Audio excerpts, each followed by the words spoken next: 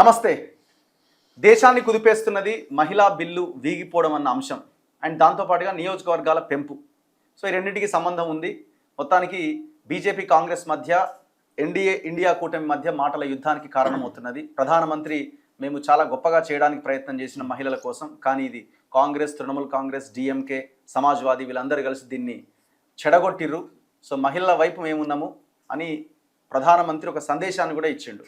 So దీన్ని కాంగ్రెస్ ఖండిస్తున్నది. ఇది ఒక అంశం అయితే, రెండోది తెలంగాణ సమాజాన్ని అవమానిస్తూ, తెలంగాణ రాష్ట్రాన్ని అవమానిస్తూ బీజేపీ ఎంపీ తేజస్వి సూర్య చేసిన వ్యాఖ్యలు. తెలంగాణ విభజన భారత్ పాకిస్తాన్ విభజనతో పోల్చిండు. సో దీని మీద కూడా లీడర్లు పెద్దగా మాట్లాడతలేరు, కానీ సమాజం అంతా చాలా కోపంగా ఉన్నది.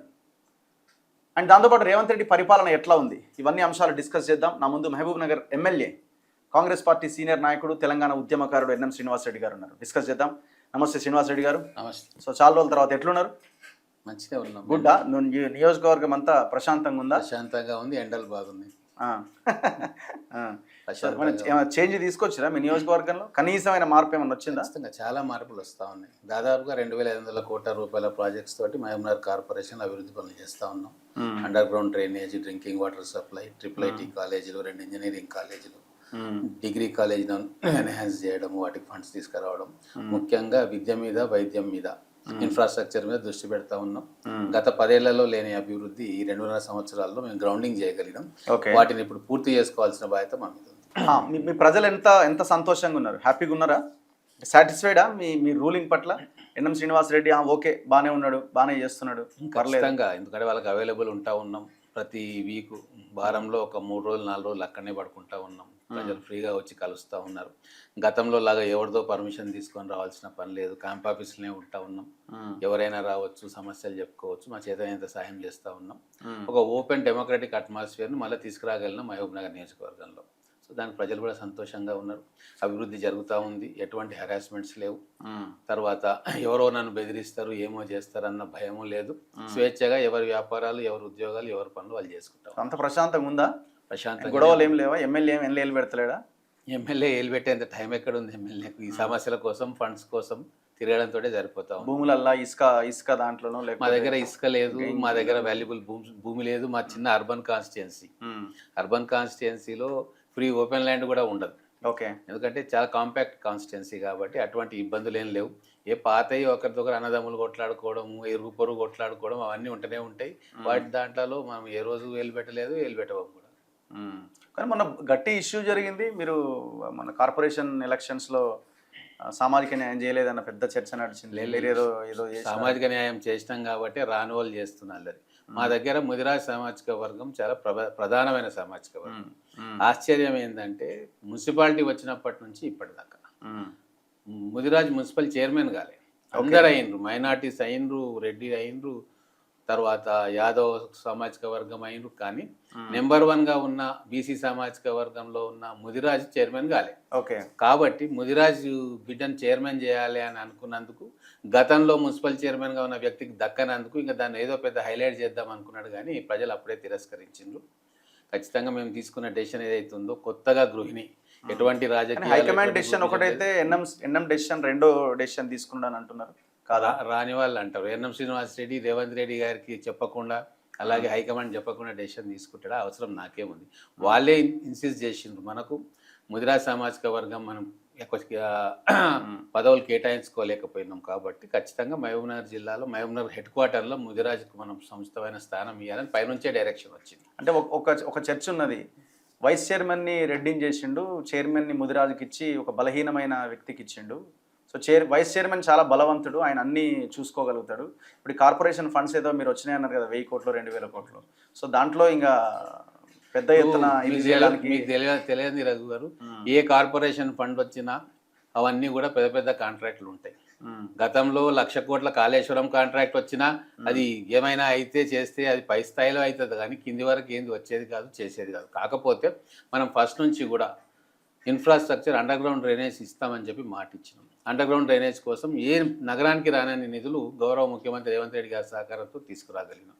వాటర్ సప్లై కోసం కూడా నిధులు తీసుకురాగలిగినాం. వాటన్నిటికీ కూడా ఇప్పుడు గ్లోబల్ టెండర్స్ ఉంటాయి. ఆ గ్లోబల్ టెండర్ అయిపోయింది. ఇప్పుడు మంచి కాంట్రాక్టర్స్, నేను చాలా స్పష్టంగా కాంట్రాక్టర్లకు చెప్పినాం, మీరే చేయాలా, మళ్ళీ మీరు సబ్ కాంట్రాక్ట్ ఇస్తే ఇబ్బంది అవుతుంది, అనవసరంగా గొడవలు అవుతాయి, నాణ్యత ఉండదు. కాబట్టి మీరు సొంతంగా ఎగ్జిక్యూట్ చేస్తా అని అనుకుంటేనే మాత్రం మీరు వచ్చి పనులు చేయండి అని చెప్పి నేను చెప్పడం జరిగింది. అధికారులకు కూడా చెప్పడం జరిగింది. వాళ్ళు కూడా రెప్యూటెడ్ కంపెనీస్ ఉన్నాయి, అండర్ గ్రౌండ్ డ్రైనేజ్లో నిష్ణాతులైన వాళ్ళు ఉన్నారు. వాళ్ళకు ఇప్పుడు నాకు తెలిసి ఒక 2-3 టెండర్ వేసారు రెప్యూటెడ్ కంపెనీ వాళ్ళు. మరి అది ఎవరికి వస్తుందో ఏందో. Under ground water supply scheme మాత్రం మంచి కంపెనీ, గతంలో ప్రూవెన్ ట్రాక్ రికార్డ్ ఉన్న కంపెనీ, అది కూడా గ్లోబల్ టెండర్స్ అది వచ్చింది. వాళ్ళు వర్క్ స్టార్ట్ చేశారు. అప్పుడే ఓవర్ హెడ్ ట్యాంక్స్ నిర్మాణం కోసం శంకుస్థాపన కూడా చేసుకున్నాం. దాని పక్కన పెడితే ఈరోజు పట్టణంలో కూడా దాదాపుగా 40,000 మంది ఓసీలు ఉంటారు. వైశ్యులు కావచ్చు, రెడ్లు కావచ్చు, మిగతా వాళ్ళు కావచ్చు. సో కాంగ్రెస్ పార్టీ విధానం కానీ నా విధానం కానీ ఏంది అంటే అన్ని సామాజిక వర్గాలకు కూడా సముచితమైన అవకాశం ఇవ్వాలి. మైనారిటీకి వైస్ చైర్మన్ ఇవ్వలేదు అని చెప్పి ఒక సెక్షన్ అడిగింది. సో మైనారిటీని ఇవ్వడానికి కూడా అక్కడ ఏమైంది అంటే మేయర్ ఒక మహిళగా వచ్చింది, మైనారిటీల్లో మొత్తం మహిళలు గెలిచింది. ఒక్క మీరు అనుకున్న వ్యక్తి ఒక్కడే గెలిచిండు. మరి యాదృచ్ఛికమా కుట్ర చేసిరా మాకు తెలియదు కానీ కేవలం ఒకటే ఒక వ్యక్తి గెలిచిండు. అంటే మీ పార్టీ మా పార్టీయే కానీ ఇప్పుడు ఏముంటాయంటే ఒక పదవి నాకు రావాలి అనుకున్నప్పుడు కొద్దిగా ఇంటర్నల్ సాబటేజ్లు అవి ఉంటూనే ఉంటాయి. ఓడగొట్టడానికి ప్రయత్నం చేసి నేను అనట్లేదు, ఓడిపోయిన అభ్యర్థులు కంప్లైంట్ చేస్తూ ఉన్నారు. ఇంకొకటి వారు కూడా కొత్త రాజకీయాలకి, ఇప్పుడు మేయరు కొత్త రాజకీయాలకి, మన vice chairman, vice mayor, deputy mayor కూడా కొత్తగా రాజకీయాలు అయితే నాకు ఇబ్బంది అవుతుంది. కనీసము ఒక పాత ఒక కొత్త అనుభవం ఉన్న వాళ్ళు ఒకవైపు, కొత్తగా ఉన్న వాళ్ళు 1 ఇయర్లో నేర్చుకుంటారు. కాబట్టి ఓల్డ్ అండ్ న్యూ కాంబినేషన్ ఉంటే బాగుంటుందన్న ఉద్దేశం. తర్వాత నేను ఎవరినైతే డిప్యూటీ మేయర్ చేసిండ్రు ఆయన శ్రీనివాస్ గౌడ్ గారికి వ్యతిరేకంగా చాలా గట్టిగా నిలబడ్డ వ్యక్తి. ఎలక్షన్లలో నా గెలుపుకు కూడా ప్రధానమైన కారణంలో ఆయన కూడా ఒకడు. కాబట్టి అందరికీ న్యాయం చేయాలన్న ఉద్దేశం.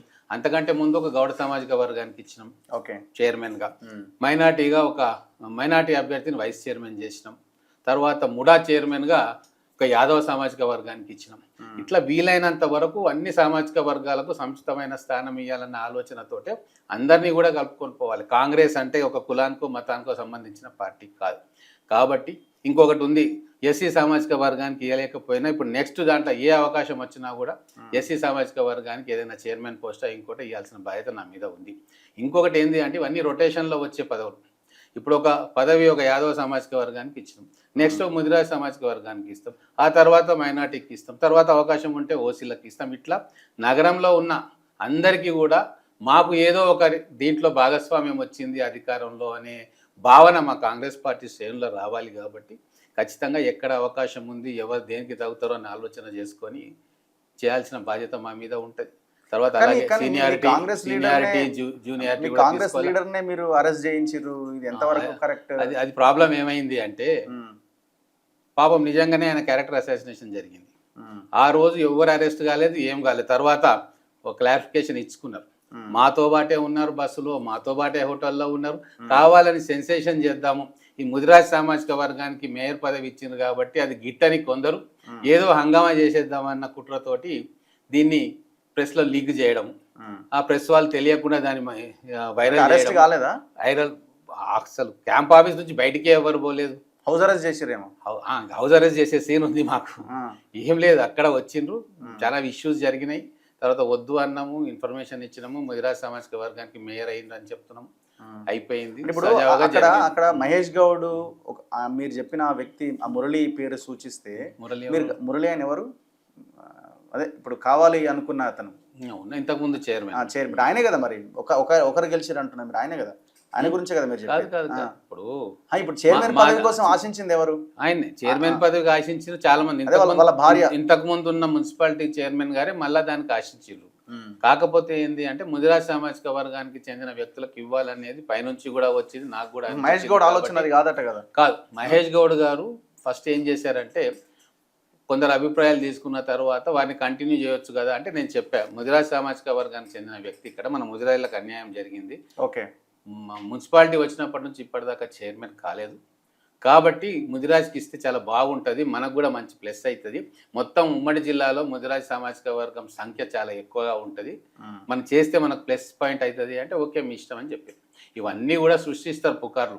ఒకటి గుర్తుపెట్టుకోండి, ఎమ్మెల్యేగా పైనుంచి ఏ ఆదేశాలు వస్తే ఆదేశాలు పాటిస్తారు. అసలు విప్ జారీ చేసిర్రు, విప్ని కూడా ధిక్కరించిర్రు, అవన్నీ ఎమ్మెల్యే ఉట్టిగా. చెప్పి చెప్తే చేతులు ఎత్తిర్రు, ఇదంతా జరిగిందట కదా. ఇక చెప్ప ఓడిపోయిన వాళ్ళు, రాని వాళ్ళు, పదవి దక్కని వాళ్ళు, వాళ్ళ ఆశలు అడియాశలు అయిన వాళ్ళు 100 రకాలుగా చెప్తా ఉంటారు. కాంగ్రెస్ పార్టీలో ఆ స్వేచ్ఛ ఉంటుంది. మనం కూడా అయిపోయింది, మేయర్ ఎలక్షన్ అయిపోయింది. ఇప్పుడు పార్టీ ఆలోచన విధానానికి అనుగుణంగా ఎంపిక జరిగింది.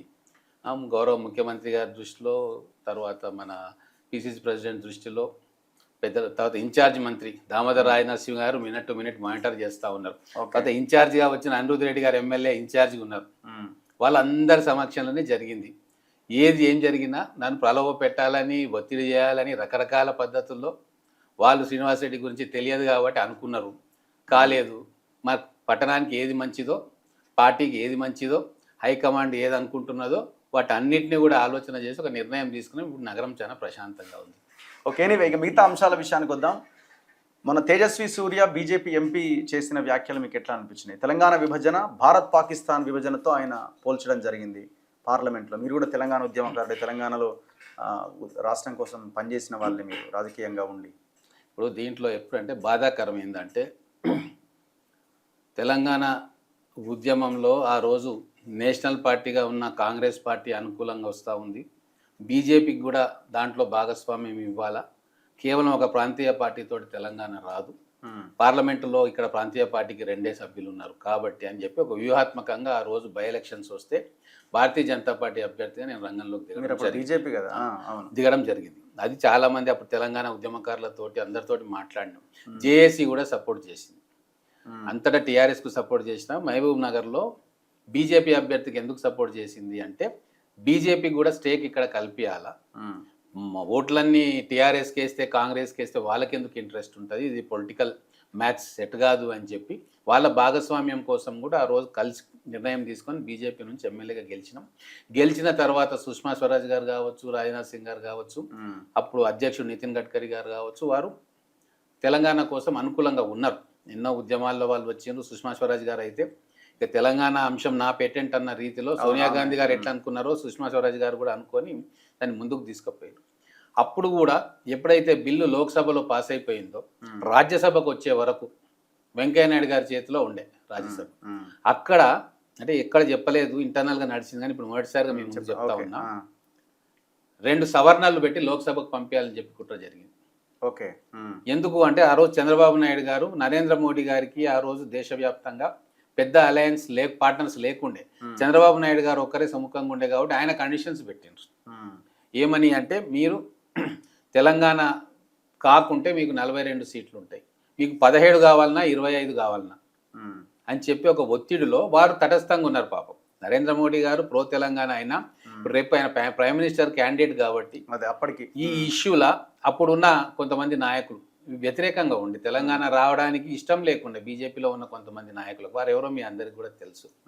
అటువంటి సందర్భంలో కూడా మనం ఆ రోజు బయటికి రావడము, వెంకయ్యనాయుడు గారి మీద విమర్శ చేయడము, మళ్ళీ అంత యాక్టివ్ కావడం, నన్ను సస్పెండ్ చేయడానికి ముందుకు రావడం, నేను కూడా రిజైన్ చేస్తా తప్ప మీరు తెలంగాణ ఇవ్వకుంటే ఇబ్బంది అవుతుందంటే మళ్ళీ కిషన్ రెడ్డి గారు వచ్చి దీక్ష చేయడం, ఇవన్నీ చాలా నాటకీయ పరిణామాలు జరిగితే ఆ రోజు రాజ్యసభలో బిల్లు పాస్ అయ్యి. అంటే మొదటి నుంచి కూడా ఒక section of people Bharatiya Janata పార్టీలో తెలంగాణకు వ్యతిరేకంగా ఉన్నారు. ఎందుకున్నారో మాకైతే అర్థం కాదు. తర్వాత మోడీ గారు ఫస్ట్ టైం హైదరాబాద్కు వచ్చి నవభారత యువబేరియన్ సభ జరిగింది. చాలా పెద్ద ఎత్తున ఫస్ట్ టైం మోడీ గారిని తీసుకొచ్చి జనాలు టికెట్ తీసుకున్నట్టుగా యూత్ వచ్చి 5 రూపీస్ కంట్రిబ్యూషన్ ఇచ్చి మరీ వచ్చి సభలో కూర్చున్నారు. అటువంటి దగ్గర మరి ఎవరు ఇన్ఫ్లుయెన్స్ చేసి స్పీచ్ రాసిచ్చిరో, మోడీ గారు తల్లిని చంపి బిడ్డను బయటికి తీసిండ్రు అని ఒక మాట మాట్లాడి మీకు గుర్తుందో లేదు. దాంతో ఈ అధికారంలోకి రావాల్సినంత సత్తా ఉండి తెలంగాణ ప్రజల సింపతిని కూడగొట్టుకున్న భారతీయ జనతా పార్టీ ఇమ్మీడియట్గా పడిపోయింది. అంటే మోడీ గారు వచ్చి ఆ ఒక్క మాట అనడంతో, తర్వాత టీడీపీ తోటి పొత్తు పెట్టుకోవడంతో ఇది తెలంగాణకు ఆల్టర్నేటివ్ పార్టీ కాజాలదు అని చెప్పి తెలంగాణ ప్రజలు నిర్ణయించుకున్నారు. ఓన్లీ అర్బన్లో టీడీపీ ఇన్ఫ్లుయెన్స్ తోటి గెలిచిన 5 సీట్లు తప్ప 30-40 సీట్లు రావాల్సిన తెలంగాణలో భారతీయ జనతా పార్టీ మొత్తం కూడా 1 సీటు కూడా గెలవని పరిస్థితి. సో ఈ ఫస్ట్ నుంచి కూడా అడ్వైజర్స్ కావచ్చు, లేదా పార్టీలో ఉన్న కొంతమంది ముఖ్య వ్యక్తులు తెలంగాణ పట్ల ఒక సౌత్ తల్లి ప్రేమ అంటారా, లేకపోతే ఒక కోపంతో కూడిందా తెలియదు. అంటే ఇప్పుడు ప్రధానమంత్రి టూ త్రీ టైమ్స్ మాట్లాడండి సేమ్ పార్లమెంట్లో కూడా మాట్లాడారు. పార్లమెంట్లో మొన్న అమిత్ షా గద్దర్ గురించి మరీ రాసుకొని మరీ ఆ అంశాన్ని ప్రస్తావించండి. ఇక్కడనేమో గద్దర్ని భుజాలకెత్తుకొని జనం మాట్లాడతారు. సో అంటే ఆ స్టేట్మెంట్ ఇవ్వాల్సిన అవసరం కూడా లేదు. పొలిటికల్ ఇది మనకి ఎక్కడో దగ్గర డ్యామేజ్ అవుతుందన్న ఆలోచన కూడా వాళ్ళకి లేదు. ఇప్పుడు ఏకంగా భారత్ పాకిస్తాన్ అంట. పాకిస్తాన్ ఎవరు మరి ఇప్పుడు ఈ ఆంధ్ర తెలంగాణ?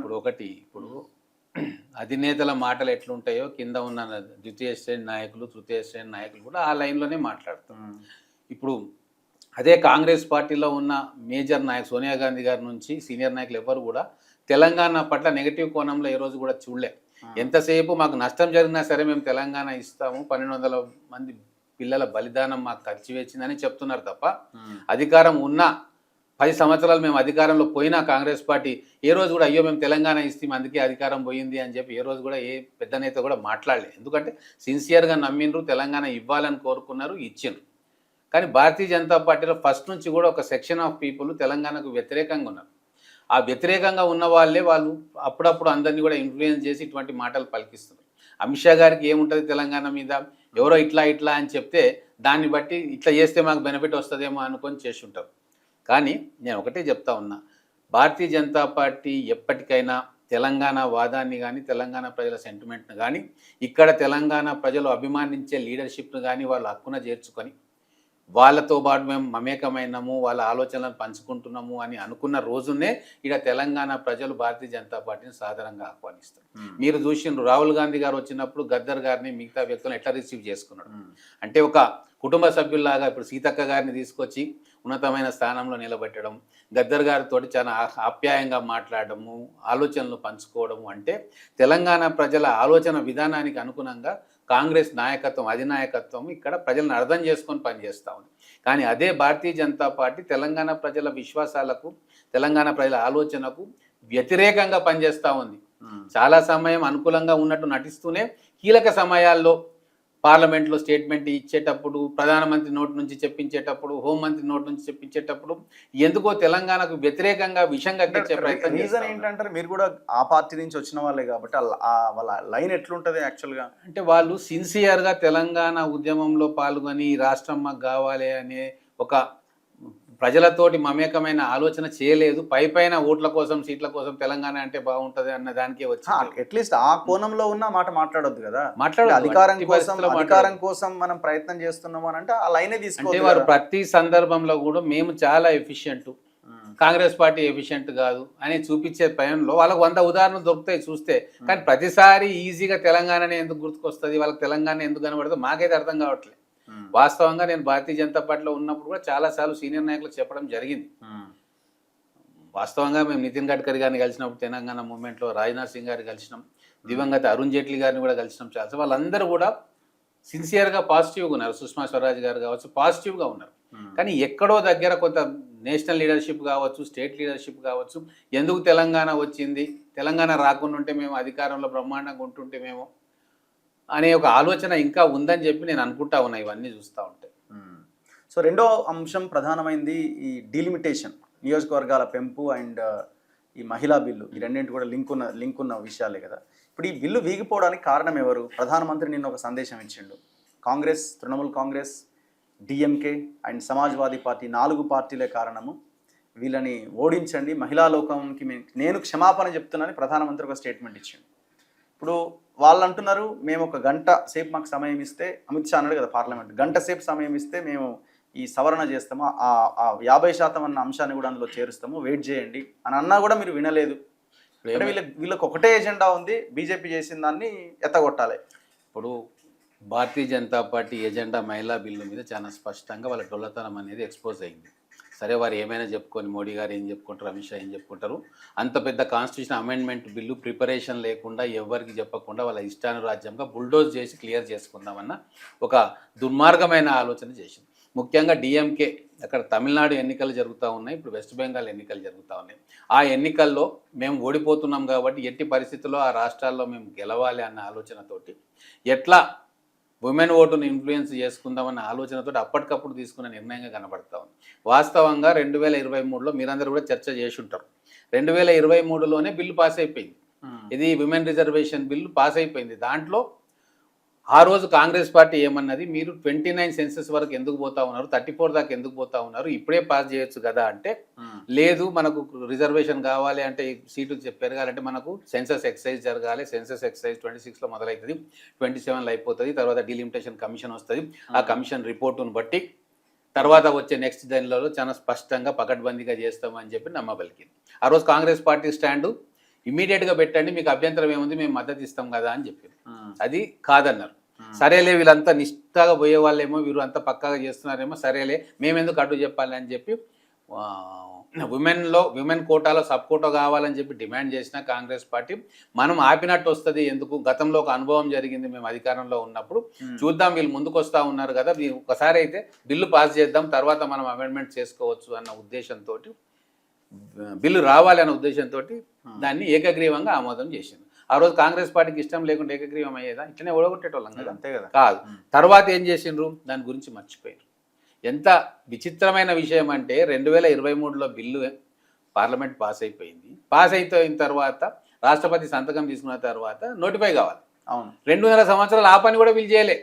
మొన్న ఈ బిల్లు ఆధారాబాధారా పెడుతున్నప్పుడు నైట్కు నైట్ అది నోటిఫై చేయాలి. ఎందుకంటే అమెండ్మెంట్ కూడా ఆ బిల్లో పెట్టినప్పుడు, అమెండ్మెంట్ అనేది చట్టం రూపం దాల్స్తేనే కదా అమెండ్మెంట్ చేసేది. సో అంత కూడా సోయలేని వీళ్ళు ఇలా చిత్తశుద్ధి ఏందనేది పూర్తిగా ఎక్స్పోజ్ అయింది. ఇంకొక విషయం, 29లో మనకు విమెన్ రిజర్వేషన్ కావాలి అంటే, ఆ విమెన్ రిజర్వేషన్ పాస్ అయిన దాంట్లో చిన్న క్లాజ్ యాడ్ చేస్తే అయిపోతుంది. దానికి ఎవరు అభ్యంతరం పెట్టరు. 29కే మేము ఇస్తున్నాము అని చెప్తే ఇమీడియట్గా పెట్టండి అంటారు.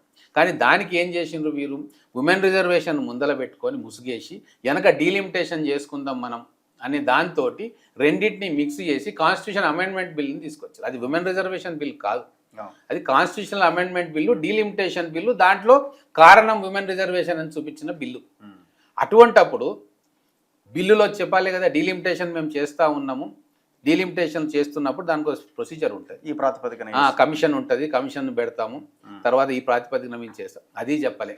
దాంట్లో ఒకటి ఏం చేసిండ్రు అంటే, మాకు ఇష్టం ఉన్నప్పుడు ఆర్డర్ తీసుకొచ్చి ఏ జనాభా అంటే ఏ ఇయర్ సెన్సెస్ను మేము తీసుకోవాలో మాకు పూర్తిగా పవర్ ఇవ్వాలి అని చెప్పి అమెండ్మెంట్ చేసి, అంటే ప్రజలకు కానీ సభ్యులకు కానీ కనీసం వాళ్ళ ఎన్డీఏ మిత్రపక్షాలకు కానీ మేము 2001 సెన్సస్ తీసుకుంటామా, 11 సెన్సస్ తీసుకుంటామా, 26లో వచ్చే కొత్త సెన్సస్ తీసుకుంటామా, ఏ సెన్సస్ ఆధారంగా డీలిమిటేషన్ చేస్తాము అని చెప్పి ఒక్క దగ్గర కూడా మెన్షన్ చేయలేదు. అంటే వీళ్ళు ఎలక్షన్లలో బిజీగా ఉంటారు, మాకే మొత్తం తెలివి ఉంది, ఎట్లయితే ఆర్టికల్ 370 మిగతావి అయిపోయినాయో ఇది కూడా సందట్లో సదరి మీద కొట్టిపడేద్దాం, మొత్తం డీలిమిటేషన్ ఎట్లా చేసుకోవాలి, నెక్స్ట్ ఎలక్షన్కి మేము ఎట్లా ప్లాన్ చేసుకోవాలా మొత్తం సమాచారం మా దగ్గర ఉంటుంది, మాకు కావాల్సిన వ్యక్తిని డీలిమిటేషన్ కమిషన్ చైర్మన్గా చేసుకోవచ్చు, సభ్యులను చేసుకోవచ్చు, వాళ్ళ ద్వారా మనకి ఇష్టం ఉన్నట్టు చేసుకోవచ్చు, మేము ఎక్కడ సంఖ్యాపరంగా మాకు రాదు, నెగటివ్ ఉంటుంది పొలిటికల్గా అన్న దగ్గర వాళ్ళ సీట్లను కుదించవచ్చు, మాకు గత 2-3 ఎలక్షన్లలో మాకు అండగా ఉన్న రాష్ట్రాల సీట్లను పెంచుకోవచ్చు, తద్వారా మళ్ళీ మేము అధికారంలోకి రావచ్చు అని చెప్పి పెద్ద కుట్ర జరిగింది. వాస్తవంగా ఈ కుట్రను మొట్టమొదటగా కాదు అది మాట్లాడదాము, ఎవరు చేశారు అన్నది. ఇప్పుడు 50% మేము ఇప్పుడు అవసరమైతే పెడతాము, మీకు ఓకేనా అని అన్నాడు కదా అమిత్ షా లాస్ట్. దాంట్లో కూడా అన్నాడు తప్ప ఎప్పుడు ఉంటుంది, అసెంబ్లీలో మేము కూడా ఉన్నాం, మీరు కూడా ఉన్నారు, ఏదైనా ఇష్యూ అధికార పక్షానికి ఇష్టం ఉన్నప్పుడు ఇమ్మీడియట్గా స్పీకర్ గారికి చెప్పి, అధ్యక్ష మహోదయ మేము ఇట్లా అనుకుంటున్నాము, మీరు 1 గంట సేపు వాయిదా వేయండి అంటే వాయిదా వేసేస్తాడు. అన్నాడు తప్ప ఆ మాట అనలే. వీళ్ళు ఓకే అన్నారు, మీరు వేయండి అని చెప్పి కాంగ్రెస్ సభ్యులు మిగతా సభ్యులు చెప్పారు. అది ఉట్టి మాటకు అన్నాడు కానీ దాన్ని నెక్స్ట్ లాజికల్ కంక్లూజన్స్కి తీసుకుపోలే. ఎందుకు అంటే పక్కా బిల్లు ఓడిపోతుందని మాకు తెలుసు, సంఖ్యాబలం లేదని మాకు తెలుసు. నిజంగా బిల్లు పాస్ చేయాలనుకున్నప్పుడు అధికార పక్షము పట్టుబట్టి ప్రతిపక్షం ఒప్పుకున్నాక ఈ క్లాజ్ను పెడదాం అమెండ్మెంట్లో, అది ఇంట్రడ్యూస్ చేద్దామని ఒప్పుకున్న తర్వాత అధికార పక్షం బాధ్యత స్పీకర్కు చెప్పి గంట సేపు వాయిదా వేపి అంటే వాయిదా వేస్తారు, మరి ఎందుకు చేయాలి ఆ పని అంటే ఏదో రకంగా కార్నర్ చేయాలి. కాంగ్రెస్ పార్టీ మిగతా మిత్రపక్షాలు ఏదైతే బిల్లుకు వ్యతిరేకిస్తున్నాయో వాళ్ళని దుమ్మెత్తిపోయాలి. విమెన్ రిజర్వేషన్ అనేది పాస్ కాలేదు, మేము చేయాలనుకున్నాం, వాళ్ళు చేయలేదు అని చెప్పి ఈ 2 రాష్ట్రాల ఎన్నికల్లో లబ్ధి పొందాలన్న ఆశతోటే వాళ్ళు ఆదరాబాదరగా పెట్టిరు తప్ప వాళ్ళకి చిత్తశుద్ధి అని లేదు అని చెప్పడానికి ఇది కూడా ఒక ప్రబలమైన తార్కాణం అవుతుంది. మనకు ఇప్పుడు మీకు డ్యామేజ్ ఏం జరగలేదంటారా? ఒకటండి, ఇప్పుడు రాజకీయాలు ఎట్లుంటాయి, ఒక రోజుతో ప్రధానమంత్రి సెంటిమెంట్ వ్యవహారం ఇదంతా మీకు డ్యామేజ్ చేయదా? ప్రధానమంత్రి గారు చాలా బ్రహ్మాండంగా డిమానిటైజేషన్ వల్ల ఇట్లయింది, ఇంత చేస్తున్నామని చెప్పిండ్రు. ఫార్ములాస్ ఇంత అద్భుతంగా ఉంటాయని చెప్పిండ్రు. ఎవరికి డ్యామేజ్ జరిగింది దాంతో? కాంగ్రెస్ పార్టీకి అయితే ఒక రోజు 2 రోజుల హెడ్లైన్కి ఒక ఎలక్షన్ కోసం ఆలోచన చేసి నిర్ణయాలు తీసుకునే రాజకీయ పార్టీలు కావచ్చు, రాజకీయ నాయకులు కావచ్చు కలకాలం ప్రజాక్షేత్రంలో ఉండరు. మహిళా ఖచ్చితంగా లోకం మీకు వ్యతిరేకంగా మహిళా లోకం రేపు చూడండి, మహిళా లోకం ఖచ్చితంగా భారతీయ జనతా పార్టీని మీరు మమ్మల్ని మోసం చేసిండ్రు. మీ చేతిలో ఉండి 2029కే ఎలక్షన్లు పెట్టాల్సి మాకు 1/3 సీట్లు ఇచ్చే మీరు కావాలని గందరగోళంలో పడేసి మాకు రాకుండా చేసిందన్న కోపం రాబోయే రోజుల్లో అర్థమవుతాయి. ఇంకొక విషయం, బిల్లు ఫెయిల్ కాగానే ప్రియాంక గాంధీ గారు ఒక మెసేజ్ ఇచ్చింది. మీరు ఇదే 543లో మీరు తీసుకురండి, మేము గంట సేపట్లో మేము ఆమోదం చేస్తాము, దేనికి లింక్ పెట్టకండి. ఉమెన్ రిజర్వేషన్ కావాలని మేము కోరుకుంటున్నాం, మీరు కూడా కావాలని అంటున్నారు. ఇక మీకు ఈ దేనికి డీలిమిటేషన్కి లింక్ పెట్టొద్దు, 29 ఎలక్షన్స్కి లింక్ దేనికి లింక్ పెట్టొద్దు. కానీ నిబంధన ఉంది కదా 2023 సెప్టెంబర్లో వేసిన చట్టంలో డీలిమిటేషన్కి దీనికి లింక్ ఉంది కదా. అదే అమెండ్మెంట్ చేస్తే అయిపోతుంది కదా. ఈ అమెండ్మెంట్ ఏదో దానికి దేనికి లేకుండా ఇమ్మీడియట్గా మేము చేస్తామంటే 2/3 మెజార్టీ వచ్చేస్తుంది కదా.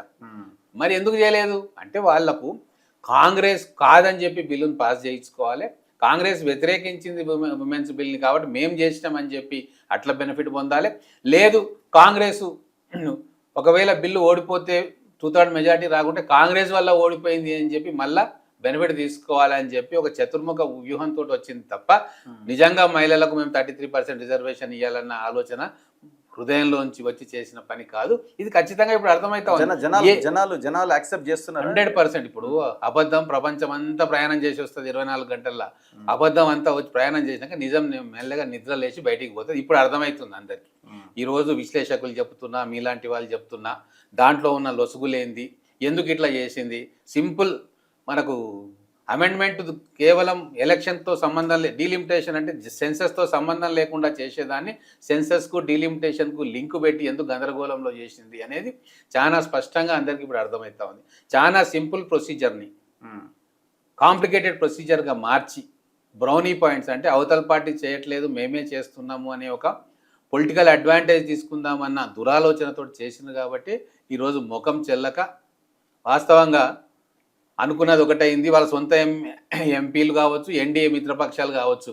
మీకు అంటే ఢిల్లీలో ఉన్నాం కదా, మిత్రపక్షాలకు సంబంధించిన కొంతమంది అడుగుతా ఉన్నారు, మీకు 2/3 మెజార్టీ లేనప్పుడు ఎందుకు పెట్టిర్రు, ఇవన్నీ మాకు చెప్పేది ఉండే, మీ దగ్గర ఉందేమో మెజార్టీ అని చెప్పి మేము అనుకున్నాం, మిమ్మల్ని నమ్మి మేము మోసపోయినాం. జేడీయూ జనతాదళ్ యునైటెడ్ ఎంపీలు పార్లమెంట్లో మాట్లాడుకున్నది నేను విన్నా. అరే అన్ని చేసిండ్రేమో సెట్ చేసుకున్నా, ఏంది చేయలేదు, ఎవరితో మాట్లాడి అట్టేట చేసిర్రు, మా పరువు పోయింది అని చెప్పి వాళ్ళకే ఇదే. చంద్రబాబు నాయుడు గారు కూడా ఇంటర్నల్గా అన్హ్యాపీగా ఉన్నారు. ఇంత దారుణంగా మీరు తీసుకొచ్చి ఆ కాన్స్టిట్యూషన్ అమెండ్మెంట్ బిల్ ఫెయిల్ చేయించి తప్పంతా మా మీదకి దోస్తున్నారు అని చెప్పి వారు కూడా ఇంటర్నల్గా అన్హ్యాపీగా ఉన్నారు. కాబట్టి వారు ఏదో ఎలక్షన్ స్టంట్ కోసం చేసింది, కానీ దాని రిపర్కషన్ చాలా ఘోరంగా ఉండబోతుంది. రేవంత్ పాత్ర ఏంటంటారు ఇందులో? రేవంత్ రెడ్డి గారే మొత్తం అని నేను, కానీ ఎప్పుడైతే చెన్నైలో ఒక మీటింగ్ పెట్టిండ్రు, మొత్తం దక్షిణాది రాష్ట్రాల ముఖ్యమైన రాజకీయ నాయకులను పిలిచింది. దేవగౌడ గారు రాలేదు, చంద్రబాబు నాయుడు గారు రాలేదు, కానీ మిగతా వాళ్ళు ఈవెన్ కేటీఆర్ గారు కూడా పోయారు, రేవంత్ రెడ్డి గారు కూడా పోయారు. ఆ రోజు పోయే ముందు డిస్కషన్ జరిగింది, ఇది డీలిమిటేషన్ ఏంది, ఎట్లా ఉంటుంది, మనకి ఎట్లా నష్టం జరుగుతుంది అని చెప్పి నిపుణులతో కూర్చొని మాట్లాడిండు. ఆ రోజు సీనియర్ నాయకులతో కూడా మాట్లాడిన తర్వాత ఒక దీనికి ఏమొచ్చిందంటే వారి ఆలోచనలో ఇదంతా చూడడానికి బాగానే ఉంది ప్రొపోర్షనేట్ అనేది, అప్పటికి ఇంకా ఎట్లా సీట్లు పెంచుతారు అనేది ఇంకా తెలియలేదు, ఏ ప్రొసీజర్ ప్రకారం వస్తుందని చెప్పి ఎక్కడ తెలియదు. కానీ వాళ్ళు ఇట్లా ప్రొపోర్షనేట్గా చేస్తూ ఉన్నారు అన్న ఒక సూచన వచ్చింది, అక్కడక్కడ జరుగుతూ ఉంటే ఈ ప్రొపోర్షనేట్గా చేస్తే మంచిదే కదా అని కొంతమంది అన్నారు. కానీ స్పష్టంగా ప్రొపోర్షనేట్గా చేస్తే పైకి మంచిగా కనబడుతుంది, కాకపోతే నార్త్ సౌత్ మధ్యలో ఏదైతే బ్యాలెన్స్ ఉంటుందో నెంబర్ ఆఫ్ ఎంపీస్ ఆ వ్యత్యాసం పెరుగుతుంది. ఇప్పుడు మనకు అంతే సీట్లు పెరిగి ఇంకోరికి అంతే సీట్లు పెరిగితే ఆ నెంబర్ ఆఫ్ సీట్ల సంఖ్య, నెంబర్ ఆఫ్ ఎంపీల సంఖ్య వాళ్ళకి ఎక్కువైనప్పుడు ఖచ్చితంగా ఏదో రకంగా మనకు ఇబ్బంది పెడతారు. కాబట్టి అదే డిఫరెన్స్ మెయింటైన్ చేసేటట్టు డీలిమిటేషన్ జరిగి సీట్లు పెరిగితే సౌత్ ఇండియా సేఫ్గా ఉంటుంది అన్న ఆలోచనకు వచ్చి ఆ రోజు అక్కడ ఆ వేదిక మీద ఆయన ప్రపోజ్ చేసిండు, ఎట్టి పరిస్థితుల్లో కూడా ప్రపోర్షనేట్ దానికి ప్రోరాటా దానికి మనం ఒప్పుకోకూడదు అనేది ఆ రోజు అక్కడ చర్చ జరిగింది. ఆ చర్చను తీసుకురావడంలో రేవంత్ రెడ్డి గారు సఫలీకృతమైనరు. తర్వాత ఎప్పుడైతే బిల్లు పెట్టినరో చాలా స్పష్టంగా అమిత్ షా గారు దాన్ని డైల్యూట్ చేయడానికి మేము 50% ఇస్తున్నాము అంటే చాలామంది మేధావులు కూడా బుట్టలో పడ్డారు. మీ దాంట్లోనే చూసిన జయప్రకాష్ నారాయణ గారు వచ్చి అద్భుతమైన అవకాశం పోయింది, ఎందుకు మీరు ఒప్పుకోవద్దు, మన సీట్లు పెరుగుతున్నాయి అన్నారు. అంటే జయప్రకాష్ నారాయణ గారు లాంటి వాళ్ళే, అంటే చట్టం తెలిసిన వాళ్ళు, ఐఏఎస్ ఆఫీసర్గా ఉన్నవారు, అనేక రీఫార్మ్స్ తీసుకురావడానికి కృషి చేసిన వారు, వారికే అర్థం కాలేదు దాంట్లో ఉన్న లోతుతనం అంటే అది కేవలం ఒక పొలిటీషియన్కే అర్థమైంది. ఆ అర్థం చేసుకున్నారు కాబట్టి రేవంత్ రెడ్డి గారు డే 1 నుంచి దాన్ని వ్యతిరేకించారు. చాలా స్పష్టంగా ఒక చిన్న ఉదాహరణ నేను చెప్తా. ఈరోజు మీ దగ్గర ఒక ₹1 కోటి ఉన్నాయి, నా దగ్గర ఒక ₹1,00,000 ఉన్నాయి, 10 లక్షల రూపాయలు ఉన్నాయి. తండ్రి ఆ ఆస్తిని పంచిస్తాడు. ఆయన దానికి ఏమంటాడు, 50% మీ ఇద్దరికి పెంచుతా, 50% పెంచుతా అని అంటాడు. అప్పుడు ఏమవుతుంది, 10 లక్షలు ఉన్నవానికి 15 లక్షలు వస్తాయి, ₹1 కోటి ఉన్నవానికి ఎన్ని వస్తాయి, ₹1,50,00,000 వస్తాయి. ఇప్పుడు 10 లక్షలు ఉన్నవానికి ₹1 కోటి మధ్యలో ఉన్న డిఫరెన్స్ 90 లక్షలు అయితే, ఈ పెంచిన 50% పెంచుతుంటే ఇప్పుడు డిఫరెన్స్ ఎంత అవుతుంది, ₹1,35,00,000 అవుతుంది. అయితే మీరు అంతరాన్ని పెంచినట్టు అవుతుందా, సమానంగా ఇచ్చినట్టు అవుతుందా? కాబట్టి దీంట్లో చాలా మతలబు ఉన్నదని గ్రహించారు. కాబట్టి ఎట్టి పరిస్థితుల్లో ఇప్పుడు రేవంత్ సరే ఒప్పుకునేది లేదు అన్నది ఒక భాగము. రేవంత్ ఎత్తిన ఆ జిఎస్డిపిలో వాటాలు దాని ప్రకారంగా డిలిమిటేషన్ అన్నది అది ఎట్లా వర్కౌట్ అయ్యేది? ఎగ్జాక్ట్లీ. ఇప్పుడు ఒకటి నేను అందుకే చెప్తా ఉన్నా, 15th ఫైనాన్స్ కమిషన్ మీకు తెలుసు కదా, ఫైనాన్స్ కమిషన్ ద్వారానే ఏ రాష్ట్రాలకు ఎంత వాటా ఇవ్వాలి, ఆ వాటా ఎట్టెట్లా పోవాలి, ఒక మ్యాట్రిక్స్ తయారు చేసుకుంటారు పాపులేషన్ మీద. తర్వాత రకరకాల అంశాలు ఉంటాయి, పోవర్టీ, పాపులేషన్ కంట్రోలు, ఏరియా, ఒకటి ఎంత ఏరియా, అవన్నీ ఉంటాయి. సో 15th ఫైనాన్స్ కమిషన్లో ఆ రోజు సౌత్ రాష్ట్రాలు చాలామంది గగ్గోలు పెట్టినాయి. మీరు ఏదైతే చేస్తూ ఉన్నారో, ఆ డివాల్వ్మెంట్ ఆఫ్ ఫండ్స్ ఏదైతే ఇస్తూ ఉన్నారో దాంట్లో సౌత్కు అన్యాయం జరుగుతూ ఉంది, నార్త్కు డబ్బులన్నీ కూడా నార్త్ స్టేట్స్కు ఎక్కడైతే పాపులేషన్ విపరీతంగా పెరిగిందో వాళ్ళకు బెనిఫిట్ అయ్యేటట్టుగా ఉన్నాయి అని చెప్పి ఆ రోజు లొల్లి పెడితే, గట్టిగా కొట్లాడితే 16th ఫైనాన్స్ కమిషన్ వచ్చేటప్పుడు ఆ పారామీటర్స్ మార్చి ఏం చేసిందంటే జీడిపి గ్రోత్ అనేది 10% ఇవ్వాలి అని చెప్పి పెట్టారు. ఓకే, అంటే మనం 31% కంట్రిబ్యూట్ చేస్తూ ఉన్నాం సౌత్ స్టేట్స్, మనం 31% కంట్రిబ్యూట్ చేస్తూ ఉంటే నార్త్ స్టేట్స్ ఎంత చేస్తున్నాయి, 17% చేస్తున్నాయి. ఓకే, నార్త్ స్టేట్స్ అంటే 6 హిందీ రాష్ట్రాలు, ఉత్తరప్రదేశ్, బీహార్ అంటే బీహార్, జార్ఖండ్, మధ్యప్రదేశ్, ఛత్తీస్గఢ్, రాజస్థాన్, ఇవే కదా నార్థన్ స్టేట్స్, హిందీ భాష రాష్ట్రాలు. ఇవి కేవలము వాళ్ళు ఇచ్చే కంట్రిబ్యూషన్ దేశానికి 17%. అదే మళ్ళా సౌత్ స్టేట్స్, ఈ 5 స్టేట్స్ ఇచ్చేది 31%. అంటే జీడిపికి, అంటే నేషనల్ గ్రాస్ డొమెస్టిక్ ప్రోడక్ట్ 31% మన నుంచి వస్తాం, వాళ్ళ నుంచి 17% వస్తుంది. కానీ డబ్బులు ఇచ్చే క్రమంలో ఎట్లుంది, మనకు కేవలం 16% వస్తుంది, 31% మనం కేంద్రానికి ఇస్తే 16% రిటర్న్ వస్తుంది, 17% ఇచ్చేటోళ్లకు 46% వస్తుంది. అంటే ప్రతి రూపాయికి, కేంద్రానికి పోయే ప్రతి రూపాయికి ఉత్తరప్రదేశ్ ఏమో ₹3 పోతూ ఉన్నాయి, బీహార్కి ఏమో ₹14 పోతూ ఉన్నాయి, రాజస్థాన్కు ₹2 పోతూ ఉన్నాయి, మధ్యప్రదేశ్కు ₹3.75 పోతూ ఉన్నాయి, ఛత్తీస్గఢ్కు ₹3.20 పోతూ ఉన్నాయి, జార్ఖండ్కు ₹3.10. మన వరకు వస్తే 30 పైసలు, 40 పైసలు, మ్యాక్సిమం 50 పైసలు.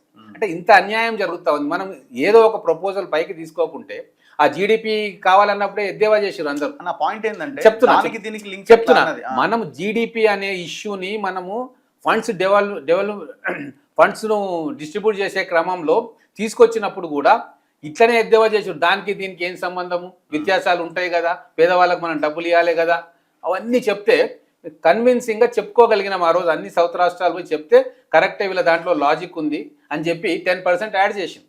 పాపులేషన్ది అంతకంటే ముందు పర్సెంటేజ్ ఎక్కువ ఉంటే తగ్గించింది.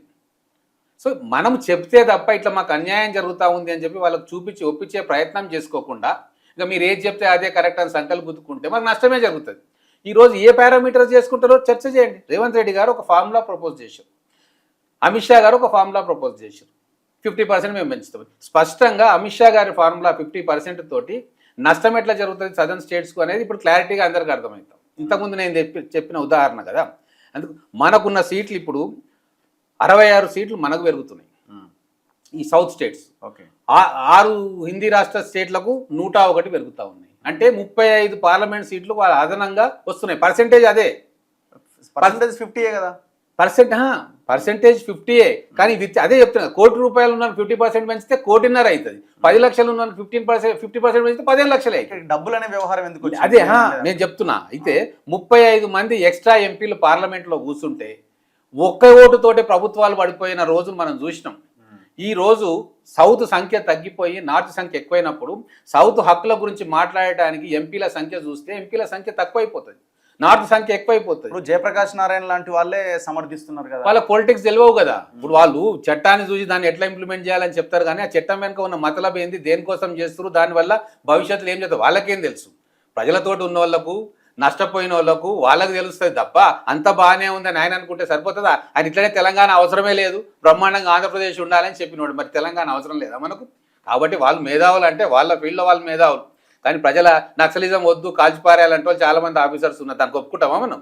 కాబట్టి వాళ్ళ ఉద్దేశం వాళ్ళు చెప్పిన ప్రజాస్వామ్యంలో, డెమోక్రసీలో వాళ్ళు చెప్తారు, మనం వింటాం. కానీ ఎవరికి ఎట్లా నష్టం జరుగుతూ ఉంది? ఈరోజు ఒకటి చెప్తా, ఈరోజు మినిస్ట్రీలు మనకు సంఖ్యాబలం లేదు కాబట్టి మన మినిస్ట్రీలు ఏమొచ్చినాయండి సౌత్కు చూడండి. కాంగ్రెస్ హయాంలో ఏ మినిస్టర్లు మనకు ఉండే? పెట్రోలియం ఉండే, ఫినాన్స్ ఉండే, సర్ఫేస్ ట్రాన్స్పోర్ట్ ఉండే, షిప్పింగ్ మినిస్ట్రీ ఉండే, పవర్ మినిస్ట్రీ ఉండే. అంటే దేశంలో ఇంపార్టెంట్ మినిస్ట్రీలు ఖచ్చితంగా 50% సౌత్కి వస్తుండే. ఈరోజు మీరు లెక్కేసుకోండి, ఫైనాన్స్ మినిస్ట్రీ ఉంది అంటే అది రబ్బర్ స్టాంపే ఫైనాన్స్ మినిస్టర్, పైన ఏం చెప్తా చేయాల్సిందే. కిషన్ రెడ్డి గారికి ఒక కోల్ మంత్రి ఇచ్చిండ్రు, ఇంకా మిగతా ఏ మంత్రి వర్గాలు మనకు వచ్చినాయి? రైల్వే వచ్చిందా? ఏమొచ్చింది? సర్ఫేస్ ట్రాన్స్పోర్ట్ వచ్చిందా? రోడ్స్ వచ్చినాయి? ఏమొచ్చినాయి? ఎందుకు రాలేదు? సంఖ్య మనది లేదు కాబట్టి. సో ఇప్పుడు ఇంకోటి, ప్రభుత్వంలో ఏదైతే మనకు అనుకూలంగా ఉండాలనో ఆ మెజారిటీకి కావాల్సిన సంఖ్య మన దగ్గర ఉంటే ఖచ్చితంగా మన మాట వింటారు. కానీ ఇప్పుడు మా సంఖ్యను తక్కువ చేసుకొని ఉత్తర రాష్ట్రంలో సంఖ్యను పెద్దగా చేసుకుంటే భవిష్యత్తులో 50 సంవత్సరాల తర్వాత, 20 సంవత్సరాల తర్వాత మన గురించి ఏంది, సొల్యూషన్ ఏంది? నేను సొల్యూషన్ ఒకటే చెప్తాను. నియోజకవర్గాల పెంపుని మీరు ఆహ్వానిస్తురా లేకపోతే వద్దంటున్నారా? సొల్యూషన్ ఒకటే. ఇప్పుడు 1971లో అప్పుడు ఇంత తారతమ్యాలు కూడా లేకుండే, కానీ ఇందిరాగాంధీ గారు ఆలోచన చేసిండ్రు, ఇది ఇట్లాగే పెరిగితే పాపులేషన్ ప్రకారంగా మనం పార్లమెంట్ సీట్లు, ఎందుకంటే 51 తర్వాత 61 డీలిమిటేషన్ అయింది, 71 అర్థమైంది ప్యాటర్న్. క్రమక్రమంగా సౌత్కు తగ్గుతూ ఉంది, క్రమక్రమంగా నార్త్ ఇండియాకు సీట్లు పెరుగుతూ ఉన్నాయి, పెరిగిన సీట్లన్నీ అక్కడనే పెరుగుతూ ఉన్నాయి. ఇది ఇట్లానే పెరిగితే ఇబ్బంది అవుతుంది మనకు, భవిష్యత్తులో నార్త్ సౌత్ డివైడ్ వస్తుంది. ఇప్పటికే సౌత్ వాళ్ళు మాకు అన్యాయం జరుగుతూ ఉంది, హిందీ భాషను మా మీద రుద్దుతూ ఉన్నారు, మీ ఆలోచనలు మా మీద రుద్దుతూ ఉన్నారు, మీ ఆచారాలు మా మీద రుద్దుతూ ఉన్నారని వచ్చింది. ఇది ఇట్లనే పోతే అది ఒక పొలిటికల్ మూమెంట్ అవుతుంది. అప్పటికి తమిళ ఈలం కోసం కొట్లాటలు జరుగుతూ ఉండే, శ్రీలంక తమిళ ఇష్యూ వచ్చింది, రకరకాల ఇష్యూస్ వస్తున్నాయి. వద్దు, దీన్ని భారతదేశాన్ని అఖండంగా ఉంచాలంటే ఈ తారతమ్యాలు ఉండకూడదని చెప్పి ఫ్రీజ్ చేసేసారు. 25 సంవత్సరాల వరకు ఫ్రీజ్ చేశారు.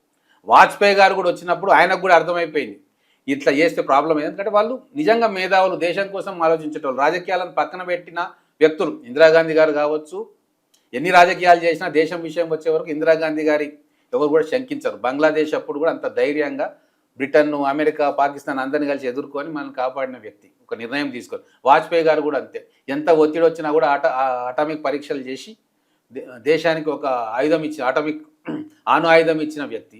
వాళ్ళు చూసి నిజమే కదా, దీంతో ఇబ్బందులు అవుతా ఉన్నాయి, సరే మాకు సీట్లు వచ్చినా రాకున్నా కూడా ఇక్కడ వీళ్ళు సంతోషపరచాలి, ఇది జెన్యున్ రీజన్ అని చెప్పి దాన్ని ఫ్రీజ్ చేశారు. మరి ఇప్పుడు ఇదే ఇంకో 25 ఏళ్ళు ఫ్రీజ్ చేస్తే పోయేదేముంది? ఎట్లా అండి?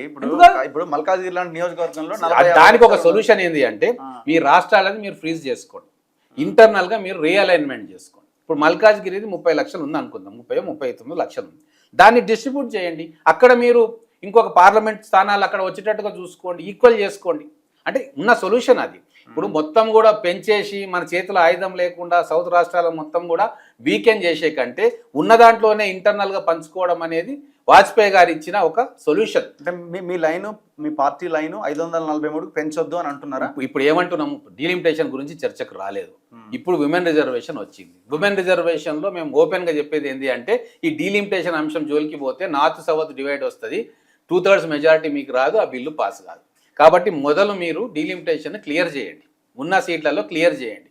డీలిమిటేషన్ గురించి మీరు అఖిలపక్షాన్ని పిలవండి, 4-5 ప్రపోజల్ చర్చిద్దాం, అందరి అభిప్రాయాలు తీసుకుందాం, ప్రజల అభిప్రాయాలు తీసుకుందాం, మేధావుల అభిప్రాయాలు తీసుకుందాం, వివిధ పొలిటికల్ పార్టీస్ అభిప్రాయాలు తీసుకుందాం, దాంట్లో నుంచి మనం ఒక సొల్యూషన్ వెతుకుదామని ఒక డెమోక్రటిక్ వేలో కాంగ్రెస్ పార్టీ చెప్తుంది. ఇది తప్ప అంటే ఇద్దరు కూర్చొని నిర్ణయం తీసుకొని సెషన్ అనౌన్స్ చేసుకొని పిలిపించుకొని ఏదో ఒక బిల్లు పెట్టి ఆ బిల్లులో ఏం లేకుండా ప్రతిపక్షాలు ఏకమైపోయి ఈరోజు గుణపాఠం చెప్ప మీద చెల్లుమంటట్టు చేసుకొని అది ఆ అవమానాన్ని భరించలేక ఇప్పుడు వాళ్ళ మీద వీళ్ళ మీద ఉసుగొల్పాలని టీవీలలో వచ్చి ప్రకటనలు ఇచ్చుకుంటూ రోడ్ల మీద ధర్నాలు చేస్తా అంటే ఇట్లా కాదు దేశాన్ని నడిపించేది. దేశాన్ని నడిపించే వ్యక్తులు అందరినీ కలుపుకొని పోవాలి.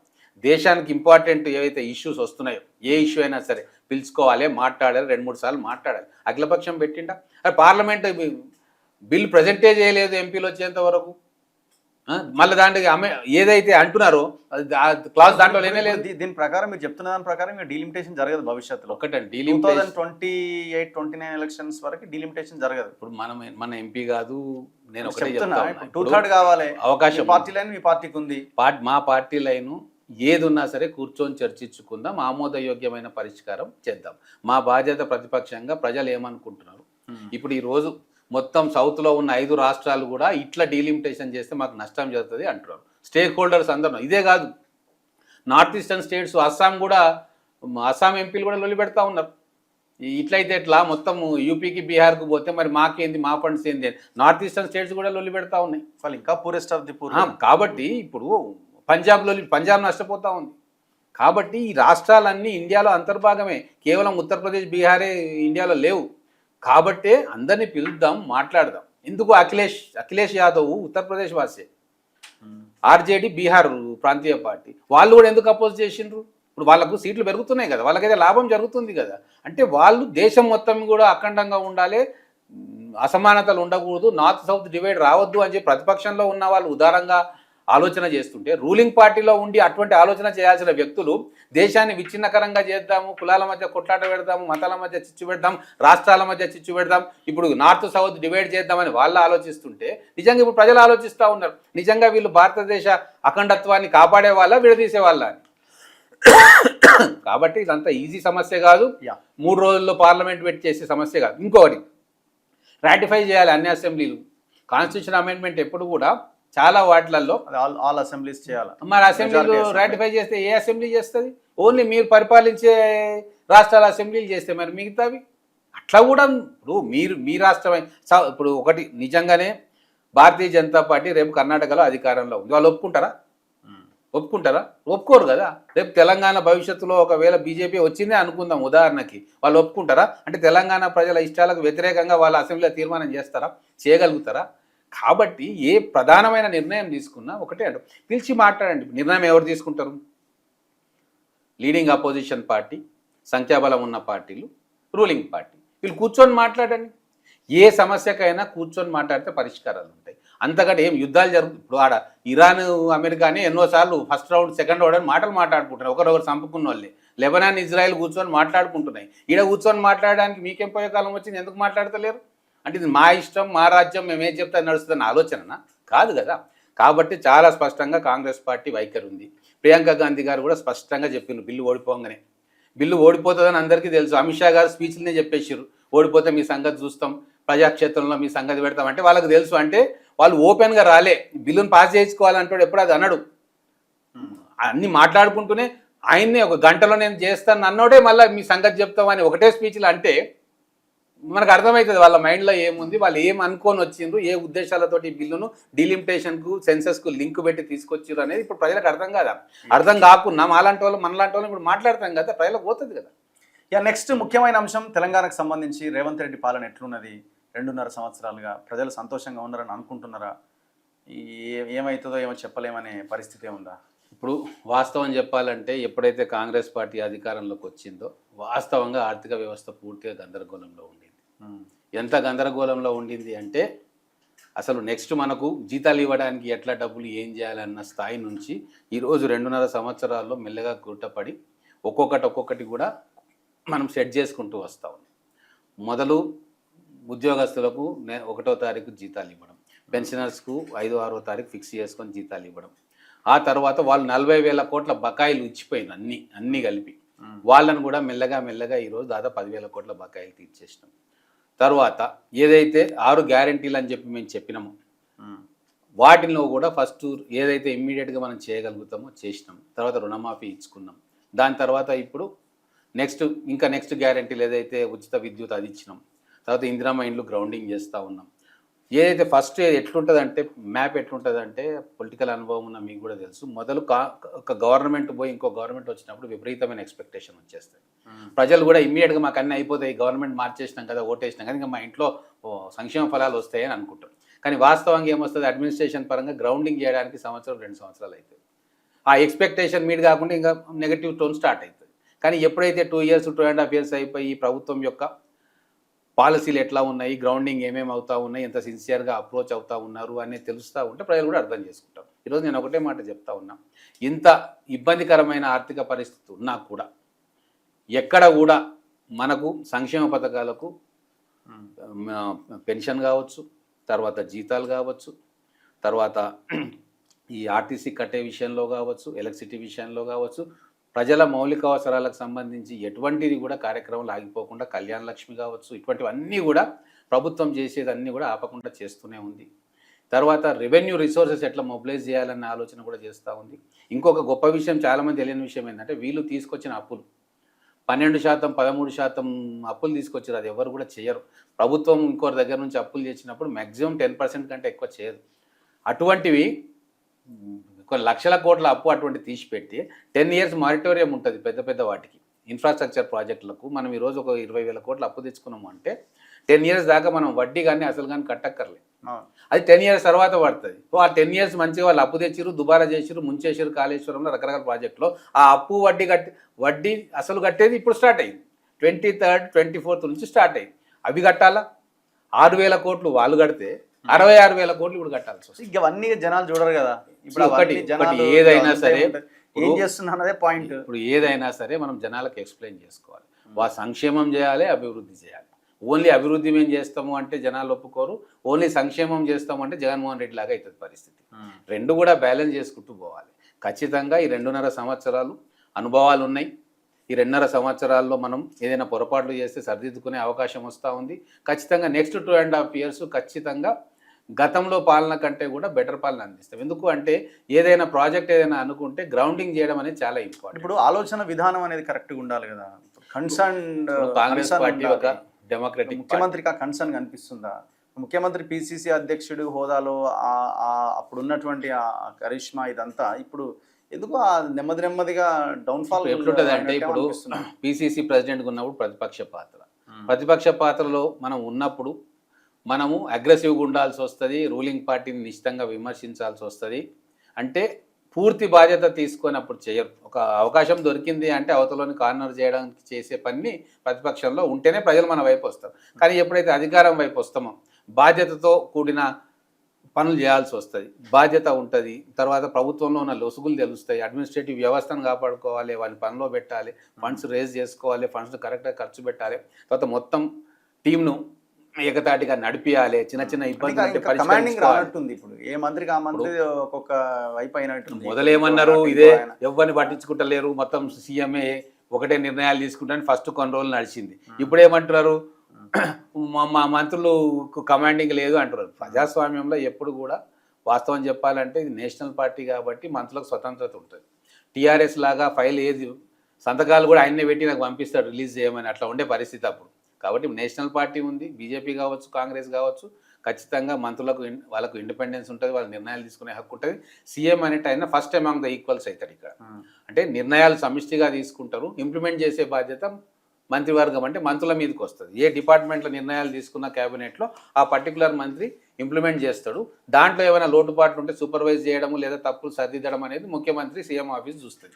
సో ఈ వ్యవస్థ సెట్ కావడానికి కూడా కొద్దిగా టైం పడుతుంది, సెట్ అవుతుంది. కేసీఆర్ ఫస్ట్ 5 yearsలో పెద్దగా సంచలనాలు ఏం చేయలే, ఏదో అట్లా ప్లెయిన్గా నడిచింది. రెండో పర్యాయం వచ్చిన తర్వాత ఆయన జూలు విదిల్చింది అనుకుంది, అది వేరే లైన్లో. సో ఇప్పుడు రేవంత్ రెడ్డి ఫస్ట్ ఇయర్ నుంచే ఇప్పుడు ఈ హైడ్రా అన్నాడు, మూసి అన్నాడు, ఇంకోటి అన్నాడు, ఇవన్నీ నెగిటివిటీ అనేది ఎక్కువ. ఇప్పుడు ఎందుకంటే కేసీఆర్ నిజంగానే ఏమైనా చేయాలనుకున్నాడా లేకపోతే కేసీఆర్ అనేటానికి ఏమో తెలంగాణ వాదం మీద తెలంగాణ తెచ్చిండు అంటే తేవడానికి కొట్లాడిండు కాబట్టి ఒక అవకాశం ఇద్దాం, కాంగ్రెస్కి ఎన్నో రోజులు ఇచ్చినాం, అవతల టీడీపీకి ఇచ్చినాం, ఈరోజు మన రాష్ట్రం వచ్చింది కాబట్టి కొత్త ఆయనకు అవకాశం ఇద్దామని చెప్పి ఆయన హనీమూన్ పీరియడ్ చాలా ఎక్కువ ఉండే.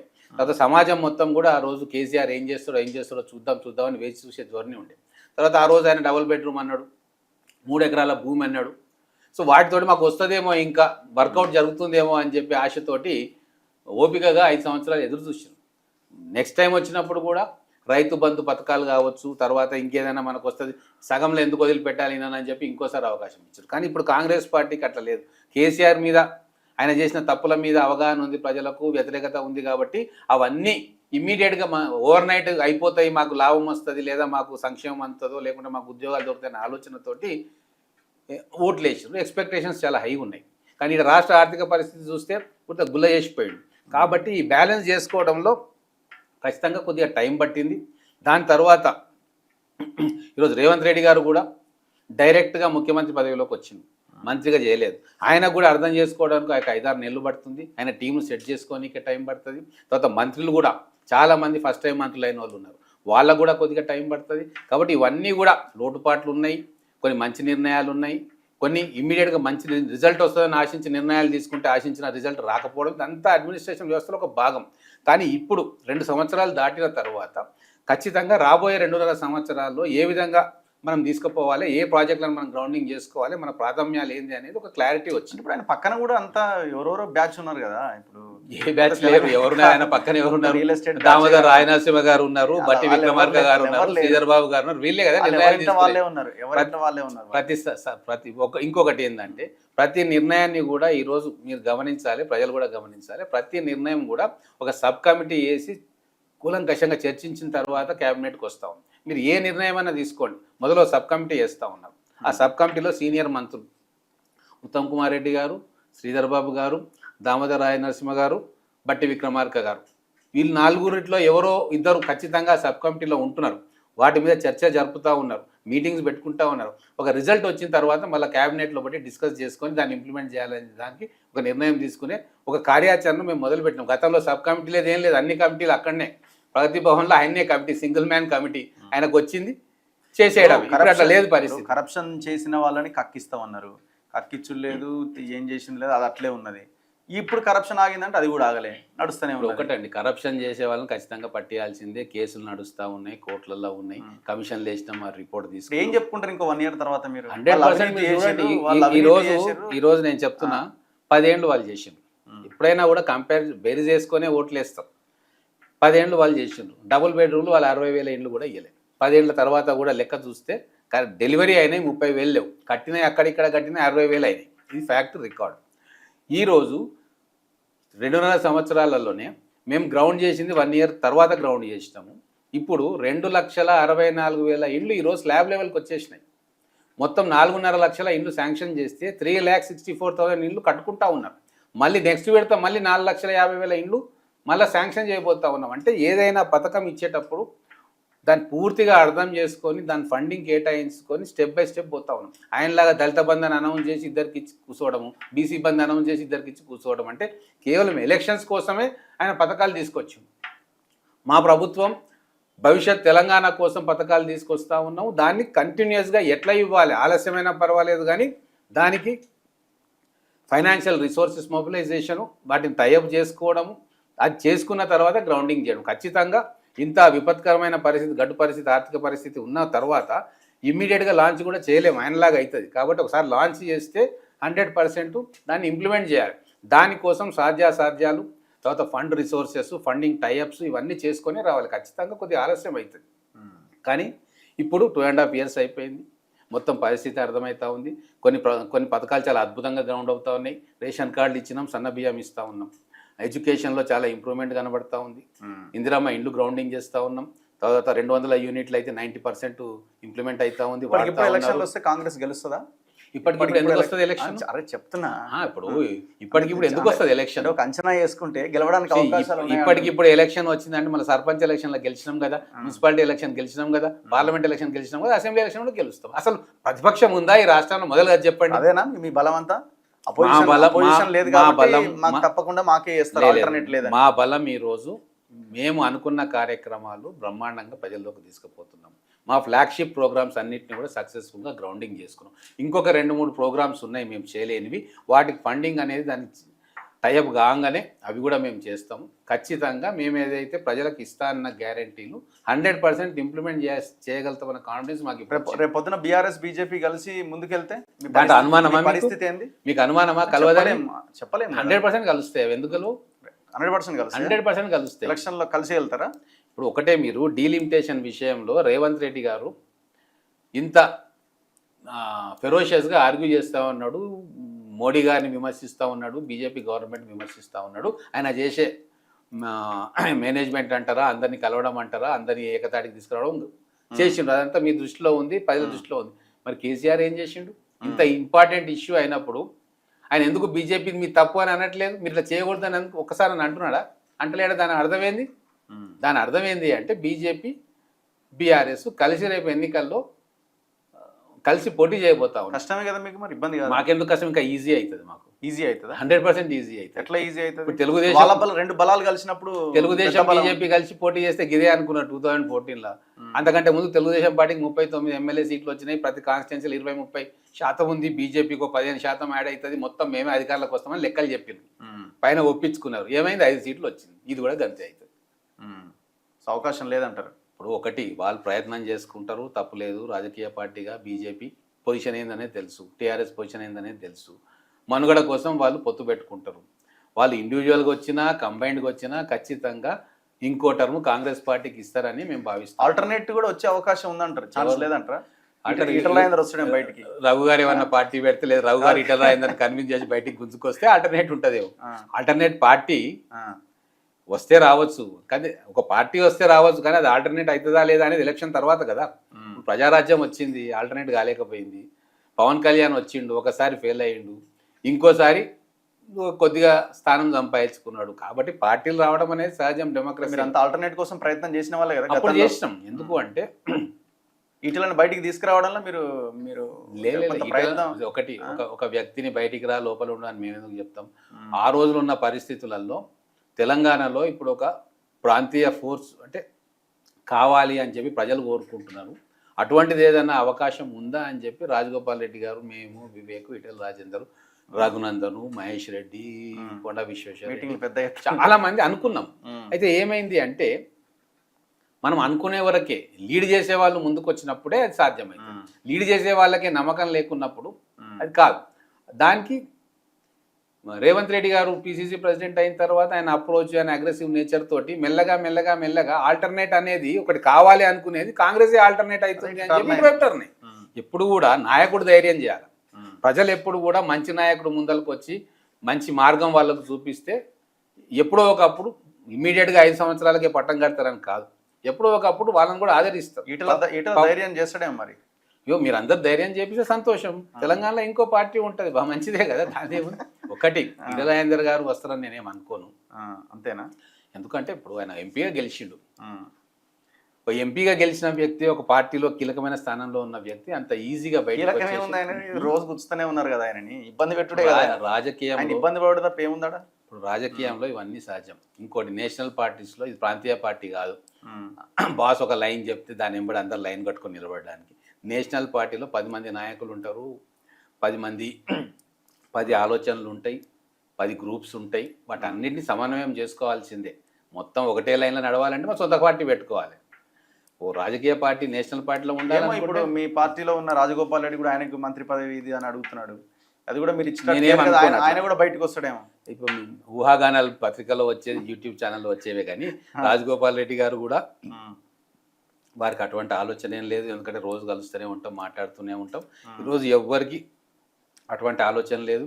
ఈరోజు మాకున్నది ఒకటే, మళ్ళీ ఒకసారి కాంగ్రెస్ పార్టీ ప్రభుత్వాన్ని అధికారంలోకి ఎట్లా తీసుకురావాలి, చిన్నవి ఏమన్నా మేము ల్యాప్సెస్ ఉన్నా కూడా వాటిని ఎట్లా కవర్ చేసుకోవాలి, మా మొత్తం ఒక టీం లాగా ఎట్లా పనిచేయాలనే ఆలోచనలే మేము ఉన్నాం తప్ప ఇప్పటికిప్పుడు ఏదో అద్భుతాలు జరిగిపోతాయని చెప్పి ఎవరైనా ఊహించుకుంటే దానికి ఎవరేం చేయలేరు. సో వస్తుందా రాజగోపాల్ రెడ్డికి మినిస్ట్రీ వచ్చే ఛాన్స్ ఉందా? అది ఇప్పుడు హైకమాండ్ దృష్టిలో ఉంది. ఓకే. ఇప్పుడు ముఖ్యమంత్రి గారు, హైకమాండ్, పిసిసి ప్రెసిడెంట్, ముఖ్య నాయకులు కూర్చొని నిర్ణయం తీసుకుంటారు. ఇంకా వేకెన్సీస్ ఉన్నాయి, రెండు వేకెన్సీస్ ఉన్నాయి. కాబట్టి ఖచ్చితంగా ఈ నెక్స్ట్ వేకెన్సీస్ ఫిలప్ చేయాలని అనుకున్నప్పుడు ఎవరిని చేస్తే బాగుంటుంది, ఎవరు దీనికి సమర్థులు అనుకున్నప్పుడు ఖచ్చితంగా వారి పేరు కూడా పరిశీలనలోకి వస్తుందని అనుకుంటున్నాను. సో మీ పరిస్థితి ఏంది మరి? మీరు ఓన్లీ ఎమ్మెల్యేగానే ఉంటారా? గవర్నమెంట్ ఇప్పుడు విప్ పదవి అయితే ఇచ్చింది కదా, అంతేనా? ప్రమోషన్ అయితే ఇచ్చింది కదా. ఇప్పుడు ఒకటి అన్ని మనకు రావాలని కోరుకోవడం తప్పు.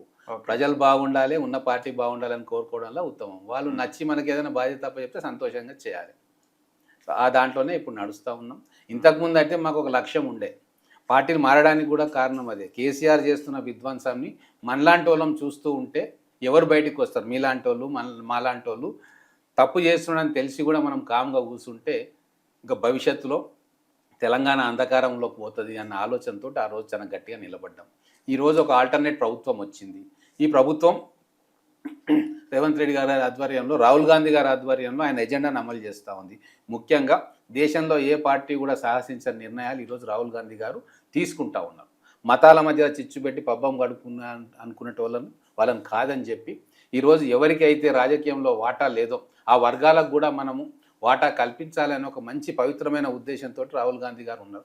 వారి ఆదేశాలను, పార్టీ ఆదేశాలను పాటించడానికి ఇక్కడ ముఖ్యమంత్రి గారు, మంత్రివర్గం ఉంది. అందుకే ఈరోజు బీసీలకు మన వాటా కోసం, రాజకీయ వాటా కోసం ఏదైతే పార్టీ ఉందో దాని ప్రకారంగా మేము అందరం కూడా పనిచేస్తూ ఉన్నాం. ఇది ఒక పెద్ద లక్ష్యం. ఖచ్చితంగా ఏదో ఒక రోజు తెలంగాణ ఎట్లయితే వచ్చిందో, ఒక చిన్న పోరాటంతో మొదలై పార్లమెంటులో బిల్లు ద్వారా తెలంగాణ రాష్ట్రం ఏర్పడ్డదో, ఒక చిన్న పోరాటం తెలంగాణలో మొదలైంది. బీసీ రాజ్యాధికారం కోసం, వాళ్ళ వాటా 42% ఇవ్వడం కోసం. ఖచ్చితంగా ఈ పోరాటం ఇంకా ఉద్ధృతమవుతుంది.